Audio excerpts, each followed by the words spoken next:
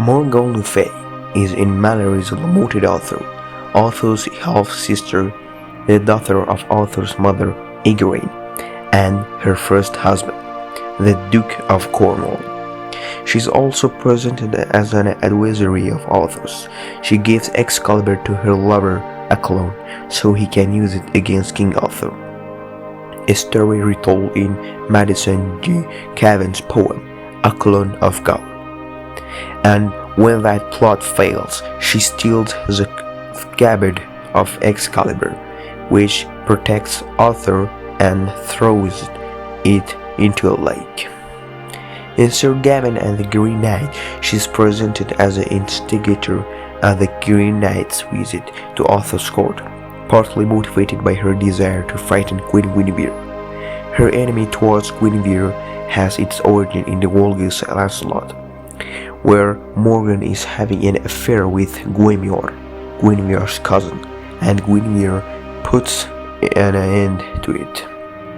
Despite the motive of Morgan's enemy towards Arthur and Guinevere, she is also presented as one of the women who takes Arthur in a boat to Avalon to be healed.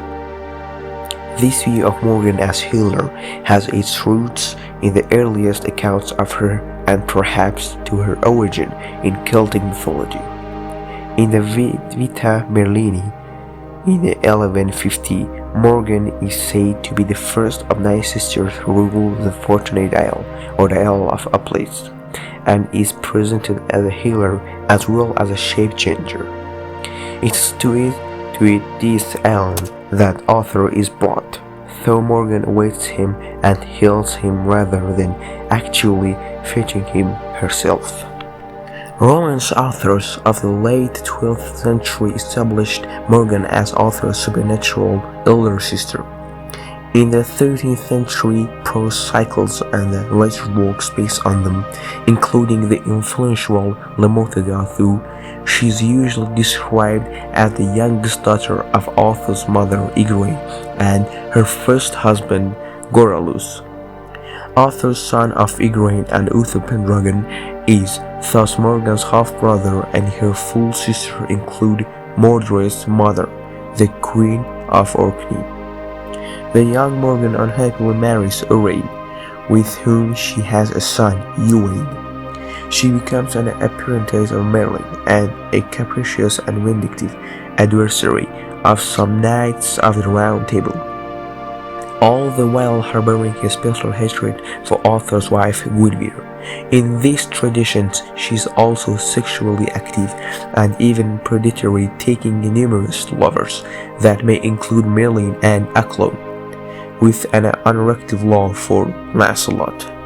Possibly influenced by elements of the classical Greek mythology, sorcerers or goddesses such as Circe and especially Medea, who similar to Morgan are often alternatively benevolent and malicious, and other magical women from the Irish mythology, such as the mother of hero Frigg, as well as historical figure of Empress Matilda, have been also suggested. While many works make Morgan specifically human, she almost always keeps her magical powers, and often also her otherworldly if not divine attributes and qualities.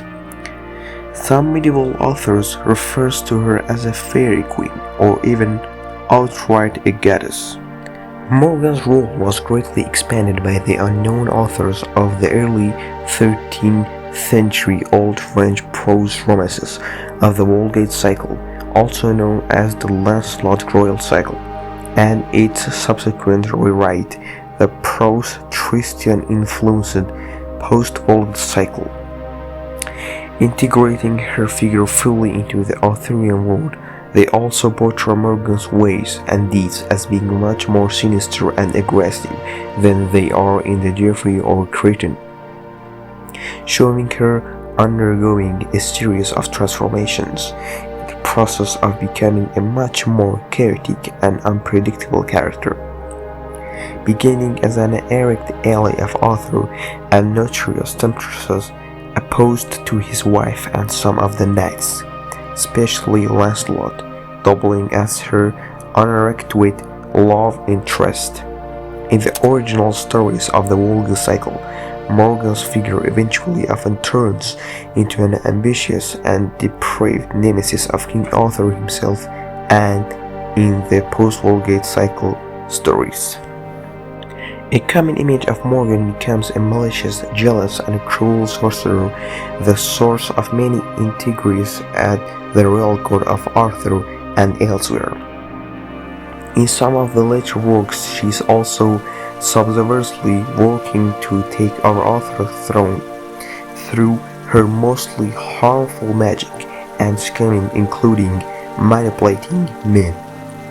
Most of the time, Morgan's magic arts correspond with these of Merlin's and the Lady of the Lakes, featuring shape-shifting illusion and sleeping spells.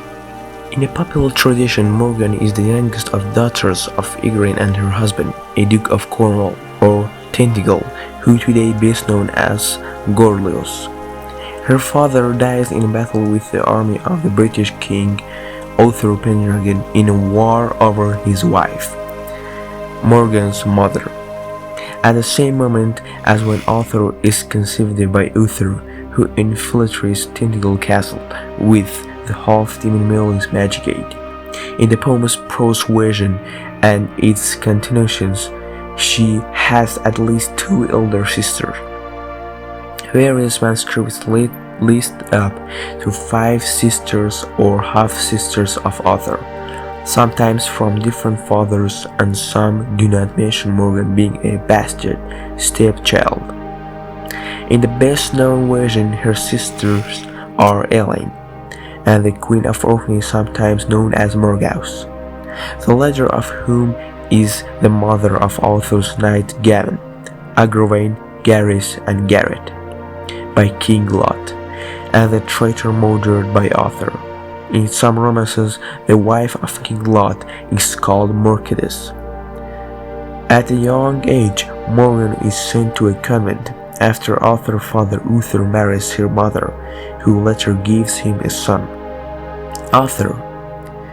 There Morgan masters the 7 arts and brings her study of magic, going on to a specialize in astronomy and healing. The prose merely describes her as wonderfully adept and working hard all the time. The Vulgate suit the Merlin narration describes Morgan's unmatched beauty and her various skills and qualities of character. Morgan rarely appears in the post-medieval works until the 20th century, when there is a renewed interest in her character. Sometimes she is conflated with Morgause and made to be the mother of Mordred, as is the case in John Boomer's movie Excalibur and a number of modern novels. Faye Sampson has made her the central figure in 5 novels. One of the most interesting modern portraits of Morgan appears in the Thomas Berger's Arthur Rex, where after a life devoted to evil, she decides to become a nun because of her belief that corruption were sooner brought amongst humankind by the forces of virtue. Morgan actually does become a defender of good in modern stories like Roger Zelany's The Last Defender of Camelot and Sanders Annie Laubenthal's Excalibur.